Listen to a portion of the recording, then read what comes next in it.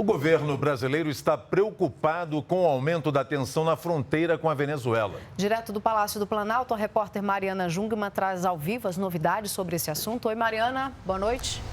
Oi, Catiúcia, boa noite. Pois é, aqui no Palácio do Planalto, um grupo de ministros está mobilizado, para ir informando o presidente da República acerca dessa situação na fronteira com a Venezuela. Um desses ministros é o chanceler, nosso ministro de Relações Exteriores, Ernesto Araújo, que amanhã, inclusive, vai a Boa Vista para acompanhar a entrega dessa ajuda humanitária aos venezuelanos. A Polícia Federal e a Polícia Rodoviária Federal, inclusive, vão acompanhar o caminhão venezuelano até a fronteira amanhã. O ministro chanceler Araújo, ministro Ernesto Araújo, na segunda-feira se dirige a Cúcuta, na Colômbia, junto com o vice-presidente, o general Hamilton Mourão, e eles vão participar lá da reunião do Grupo de Lima, que é o grupo de países que está acompanhando aí essa crise na Venezuela. Bem, lá na fronteira com a Colômbia também houve muita movimentação hoje e também internamente na Venezuela. Confira na reportagem. Além dos mortos, ao menos outras 22 pessoas ficaram feridas após a ação das Forças Armadas. Pelo Twitter, o presidente Nicolás Maduro deu apoio aos militares.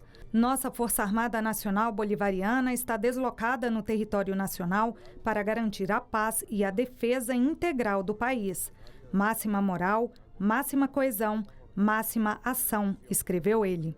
A fronteira do Brasil com a Colômbia foi bloqueada ontem para impedir a entrada de alimentos e remédios doados pelo governo brasileiro ao país vizinho. A fronteira com a Colômbia também está fechada. Aqui, a disputa pelo governo de Caracas subiu os palcos. Em Cúcuta, do lado colombiano, o show Venezuela Live Aid reúne agora à noite milhares de pessoas. O concerto, organizado pelo bilionário Richard Branson, reúne 35 artistas internacionais. O evento pretende arrecadar 100 milhões de dólares para a compra de comida e medicamentos para os venezuelanos. Em Urena, do lado venezuelano, o governo de Nicolás Maduro organizou um show em resposta ao Live Aid, com apoiadores do regime. 1, 2, 3! Já no campo político, o clima não é tão ameno. Representantes da oposição venezuelana e líderes de países sul-americanos estão na Colômbia para pressionar a entrada dos mantimentos no país. Ontem, Guaidó prometeu que amanhã será o dia D para o país e que as doações vão passar pela fronteira, aconteça o que acontecer. Devemos abrir o canal humanitário, sim. Guaidó tem o apoio de mais de 40 países, incluindo os Estados Unidos.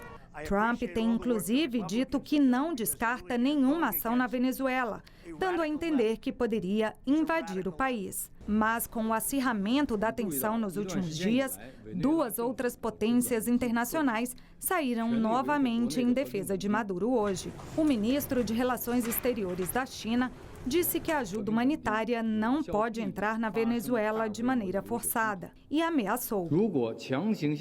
Se os mantimentos entrarem à força e se isso causar violência e conflitos, terá sérias consequências. E isso não é algo que alguém queira ver, disse.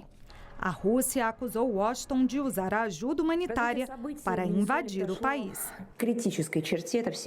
A travessia da fronteira pelo comboio de ajuda humanitária, instigado e liderado por Washington, é um pretexto conveniente para uma ação militar para depor o atual presidente legítimo do país, disse a porta-voz do Ministério de Relações Exteriores da Rússia. Bem, e já há em Boa Vista cerca de 200 toneladas de insumos, como alimentos e medicamentos, para serem entregues aos venezuelanos. Hoje, mais um avião da Força Aérea Brasileira saiu de Brasília e chegou a Boa Vista levando mais desses insumos. Confira na reportagem. Hoje cedo, a situação na fronteira era essa. Venezuelanos que tentavam vir ao Brasil buscar ajuda humanitária tinham que fazer a volta de mãos vazias. Já aqueles que estavam do lado brasileiro da fronteira e tentavam voltar para casa também davam de cara com a barreira de militares do presidente Nicolás Maduro. A tensão nessas últimas 24 horas cresceu. Os guardas de aí informaram que não vai deixar passar. Os guardas informaram que não vão deixar passar nem caminhando, nem de carro, nada. Isso é errado, porque o que os outros países estão fazendo é ajudar a Venezuela, disse Jairo Gascon, que tentou atravessar de carro e foi barrado pelo exército. Com a via bloqueada, o jeito foi buscar outras formas de passagem.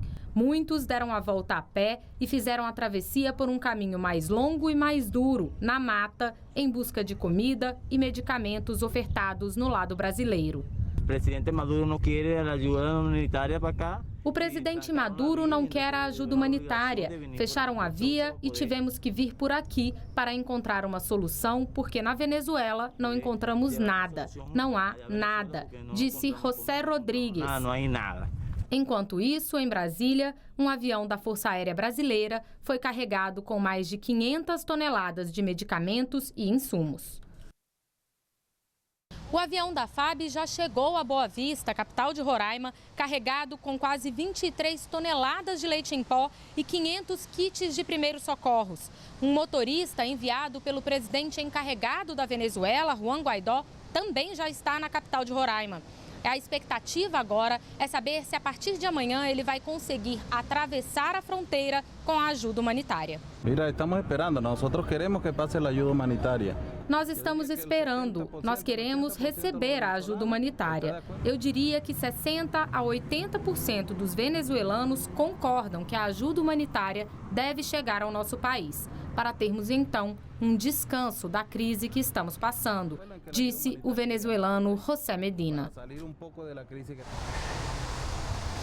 Bem, como eu disse, hoje à tarde o presidente Jair Bolsonaro esteve reunido com um grupo de ministros que está acompanhando essa crise e se reuniu também à distância com o governador de Roraima, Antônio Denário. Agora, há pouco, o porta-voz da Presidência da República, Otávio Rego Barros, conversou com a imprensa, disse que essas doações vão começar amanhã e devem se estender por mais alguns dias. Ele também falou sobre a postura do governo brasileiro em relação a isso. Confira.